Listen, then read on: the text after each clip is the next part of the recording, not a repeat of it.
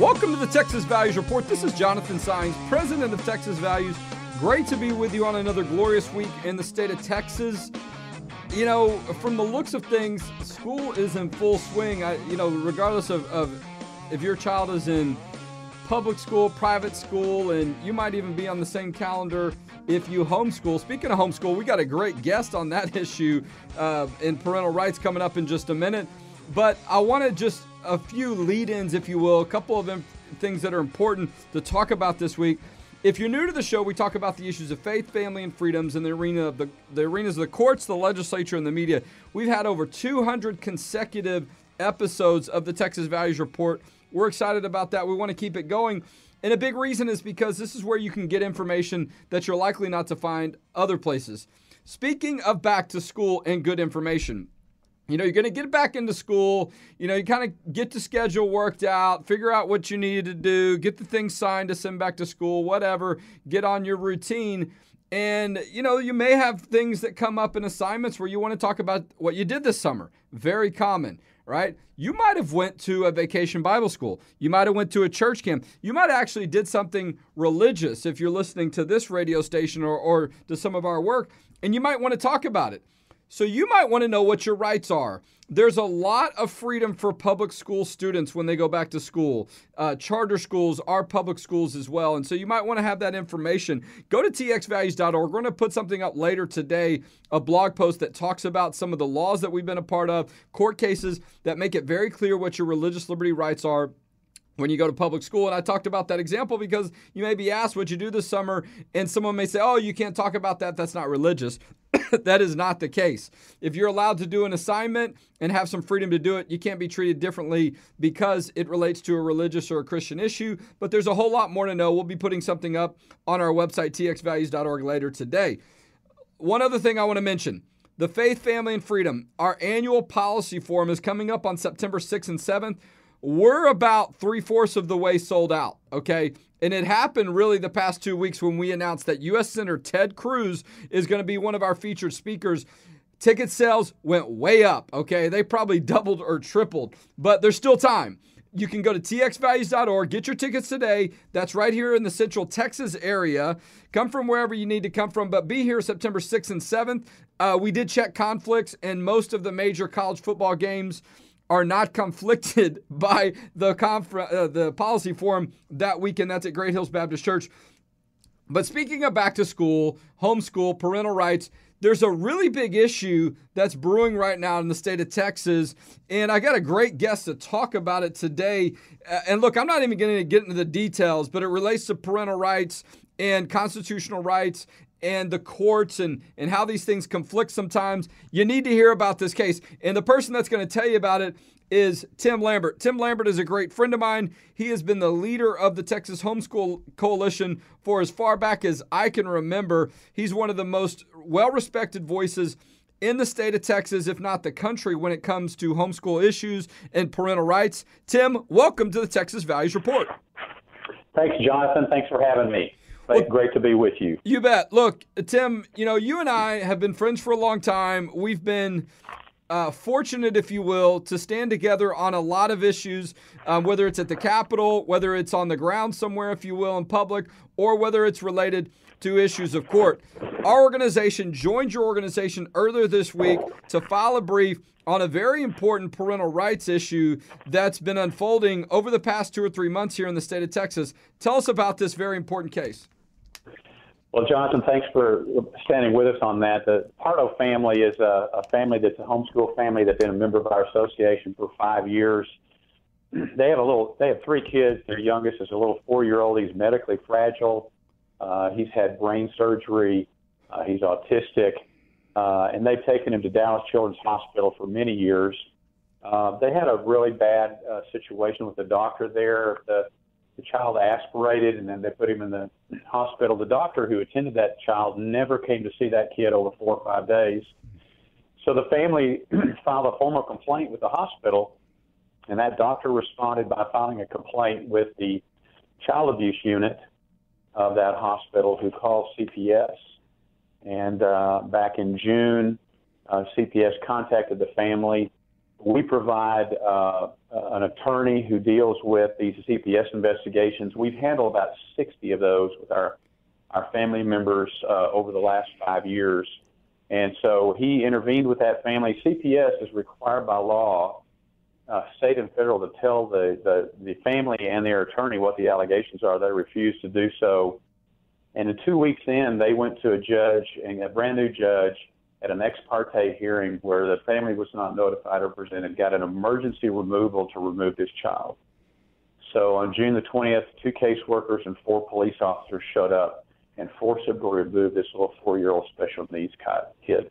The family did a video, it's on our website, a 15-minute heartbreaking video of this little 4-year-old boy begging for his daddy to come with him.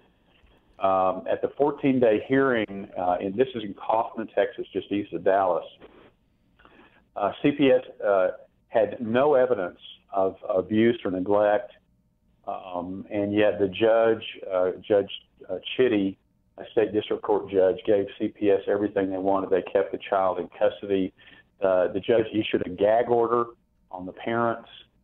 Senator Bob Hall is in that district. He sat in the court. He called this, Jonathan, the most egregious injustice he had ever seen in his life. So the family filed we're paying for the legal representation of the family. Their appellate attorney, Jim Pickle from Dallas, filed a motion to suspend with the Dallas Court of Appeals, the lower court order, as well as a writ of mandamus. The court filed, this is interesting, Jonathan, they filed that on Friday morning by 5 o'clock. The court responded and gave CPS till Monday afternoon to respond to the first order and 7 days to respond to the writ of mandamus. So I understand that is extremely fast for a court of appeals to move. So they have responded now. We filed an amicus brief that you and a lot of other groups signed on to. Texas Public Policy filed a brief as well, and so we are praying that the Dallas Court of Appeals will bring an end to this. In the meantime, we launched a campaign on Monday to bring this issue to the public. We have a standalone website called BringDrakeHome.com. We have a video that we've posted on this that has gone viral. It's had over 1 million views in the last 4 days.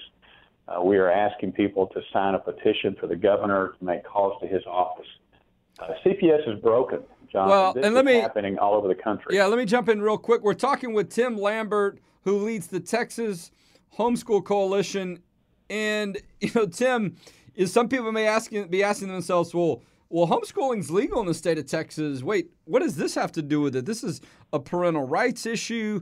And so a lot of people don't realize that's where part of this landscape includes when it comes to protecting the rights of homeschoolers is many of them, and I'll let you state it better than I, that have had to deal with or have been treated unfairly by CPS. And it, sometimes can be under this cloud of suspicion because, you homeschool, and even though it's legal, well, maybe there's probably something going on that's just not right because they homeschool. I mean, and I'm not saying that's what's happening in this case, but my point is that's why your organization's been a lot involved in a lot of the CPS cases, because it just so happens that a lot of homeschoolers find themselves having to deal with CPS and oftentimes unfairly. Jonathan, that's exactly right. 10 years ago, I went to our board and I said, guys, we've won the battle with the school districts. We have a Supreme Court decision in the Leeper case. The new battle for homeschool freedom is in the family courts. It's in custody cases or CPS cases.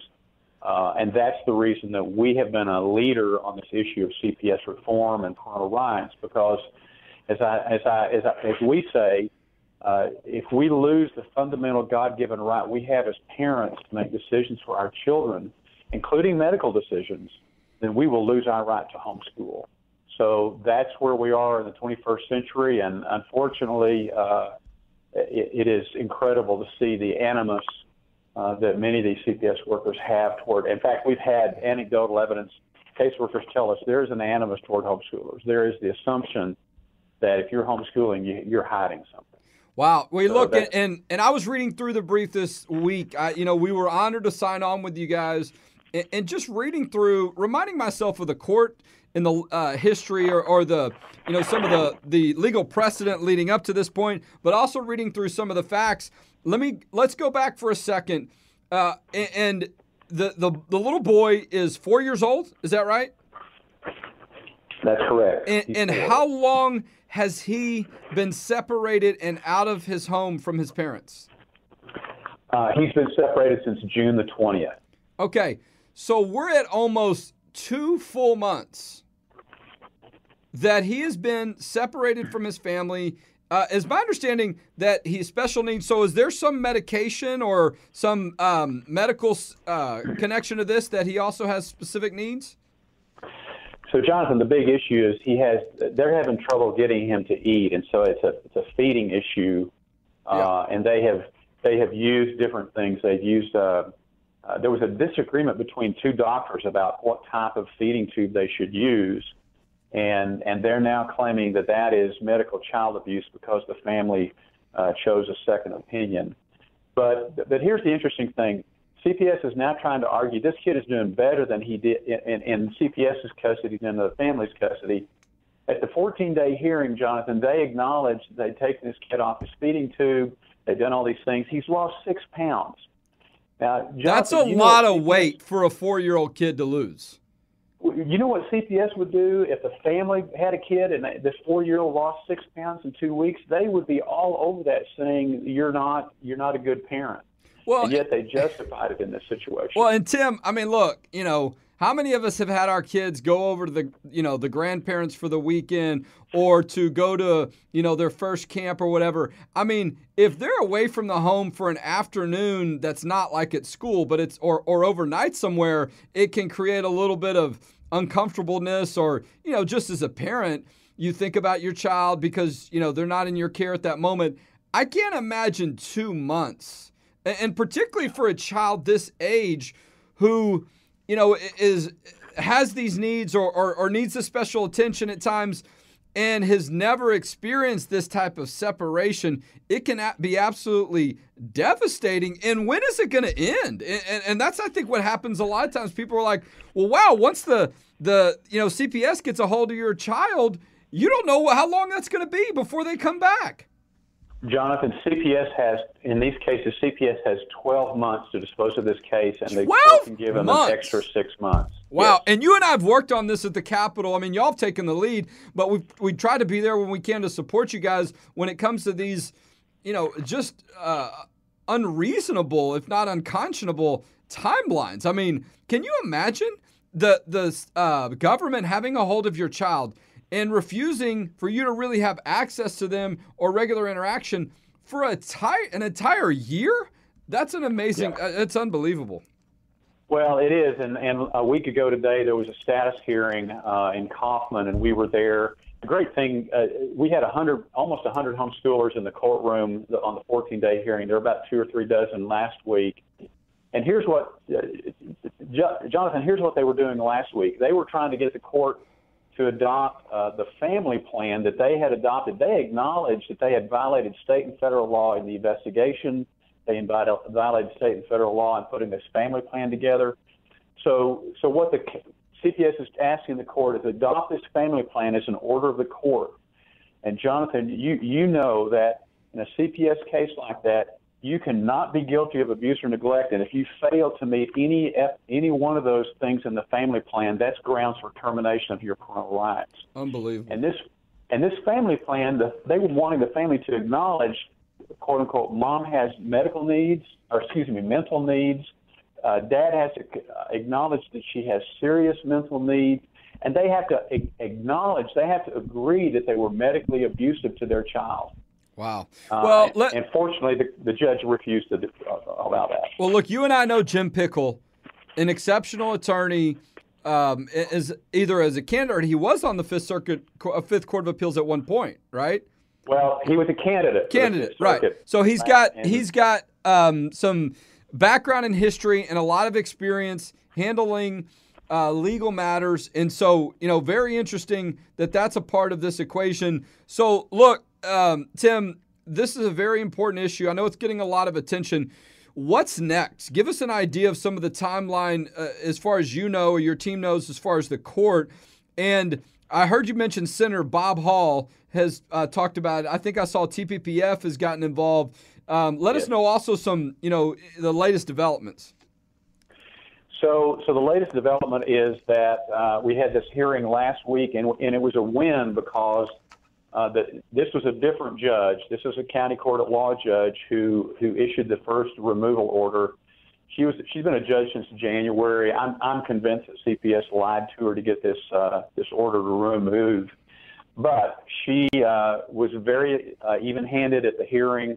I think she's trying to expedite this, but CPS is digging in their heels. They're doing everything they can to slow this process down.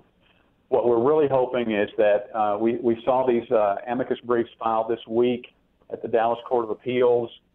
We are hoping and praying that the Dallas Court of Appeals, of course, there's no deadline for them to issue an opinion, but Jim Pickle responded to CPS's response, and he just decimated them. So we're just praying that this will end it, but unfortunately, if that doesn't happen, then this is liable to go on for months.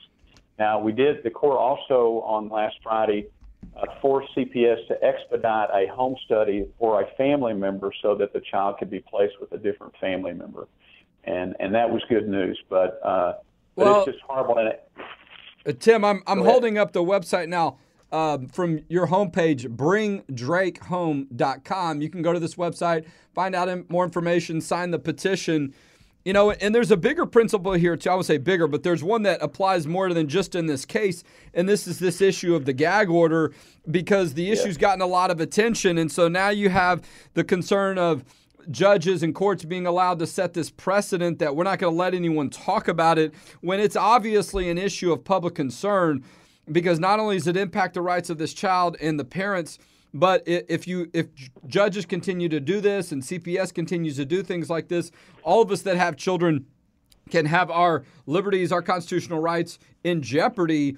And, I do think the point you make about, Senator Bob Hall and state leaders, I mean, CPS really is a division or comes down, if you will, from a state entity. And so there's got to be some accountability and obviously a role for state leaders and state representatives and senators to be involved. And it's great to see Senator Bob Hall, no surprise, but great to see him getting involved or at least trying to help however he can. Absolutely. Well, and we've gotten good support from some of our legislators.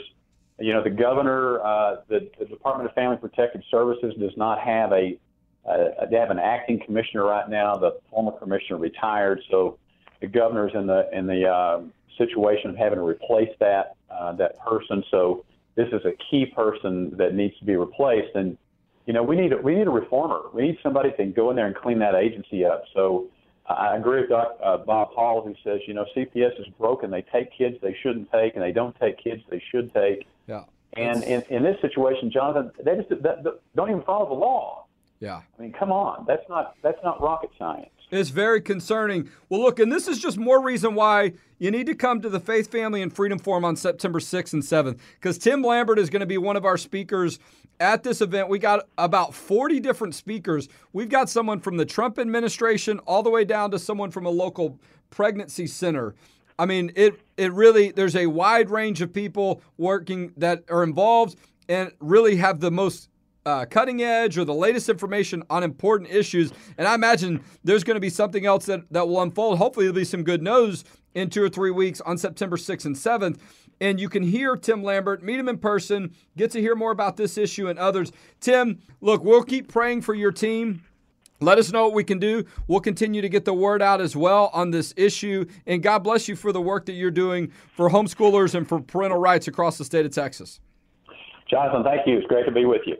Appreciate you, Tim. Well, that was a great update. This story's kind of been working around this week and getting a lot of attention, and so great for us to be able to shed some light on it. But also, we were very thrilled that we were able to file an amicus brief. That really is a friend of the court. It's a brief that's filed where you can come in and talk about a specific issue, but also really get into certain details that maybe you feel like the court maybe missing or there's not enough attention being put on it. And you don't have to be a party in the case. You don't have to be A that's suing B or the state versus so-and-so. You can have your own interest, even though you're not related to one of the individuals, if you will, that's already involved in the case. And you see that a lot with issue groups like ours and others. And so a lot of hard work done by the lawyer that filed this brief. We did a little bit of review just to get some insight and support. And so we'll see what happens. And there's some state legislators I know that signed on to this brief and others. So hopefully that'll get the attention of the court and we'll see this issue get turned around. But a big deal here, parental rights, and also what we feel like is an overreach from the court putting in a gag order so people can't talk about it, or particularly the people involved in this case, when in a lot of ways, that's where they've gotten a lot of support. Because people think when they hear about it, they think it's outrageous. And that's, really that's the way the First Amendment works. If there's an injustice that's going on, it shouldn't be censored. So we'll see how that issue turns out. But you heard me mention at the beginning of the show, back to school, okay? You need to know what your rights are, okay? You need to know where you're going to second period too. I get that, all right? Get the schedules worked out.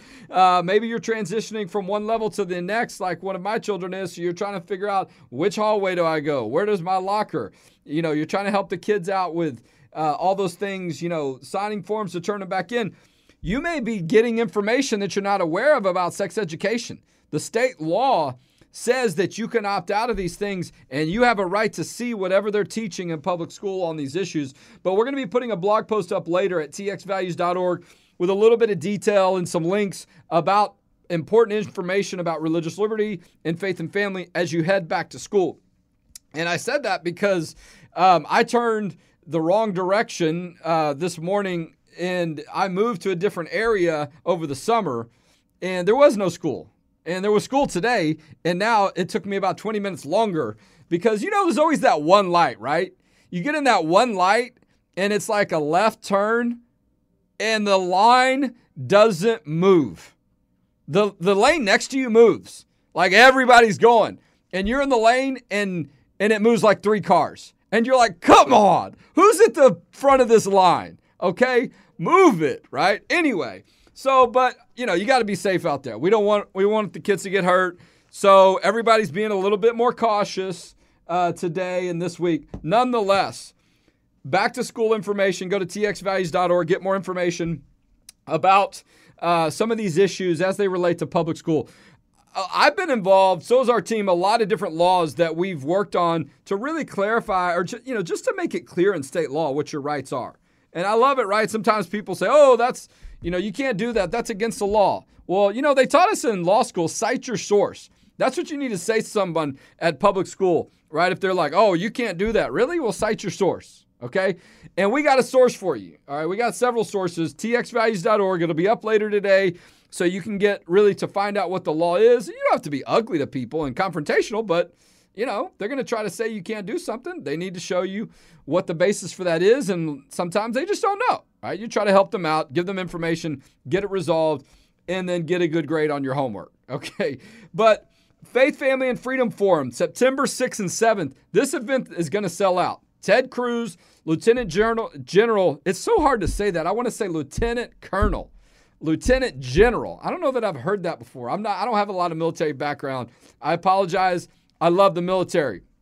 Okay, but I don't always know all the divisions. He's a 3-star general. Okay, that was probably easier for me to say. General Jerry Boykin. He's going to be our speaker at the private dinner the night of September 6th. Okay, September 6th and 7th. Get your tickets today. We had a huge rush of tickets sold once Ted Cruz announced we're going to sell out. We can only fit 300 people in this room. Well, maybe we could squeeze a few more, but that's really where our cap is. So we don't want you to miss out on this. And look, you could get front row if you want. You want to get a VIP ticket. There's some packages online. You want to get a little bit closer, get a chance to shake Ted Cruz's hand, maybe get a picture. We'll see how that works out. There's also VIP packages. There's the dinner package. But we've got close to 40 speakers. Religious liberty, transsexual, drag queens, faith and family, homeschool, you name it, sex education. Go to txvalues.org, click the link. You can see all the different speakers. Senator Don Buckingham, Representative Candy Noble, State Representative Jeff Leach, Congressman Chip Roy, Also, a professor from the University of Texas. I mean, it's just a great range of people that are going to cover a lot of important issues about what's happening right now in the courts, the legislature, in the media, and in your community. All right. And we'll probably have something to say about the Leander meeting that we were at last night, trying to push back against these drag queen story hours, these drag queen events that they're having for children at public schools. Some really good developments out of Leander last night that hopefully will make it harder. I mean, God, goodness sakes, can we at least have background checks when these drag queens come here to read stories at the public library? Because they didn't in Houston. They found out 2 of them were registered sex offenders. That's why it's necessary to protect safety on these issues. But don't forget, we are a nonprofit organization. Go to txvalues.org. You can donate to us today.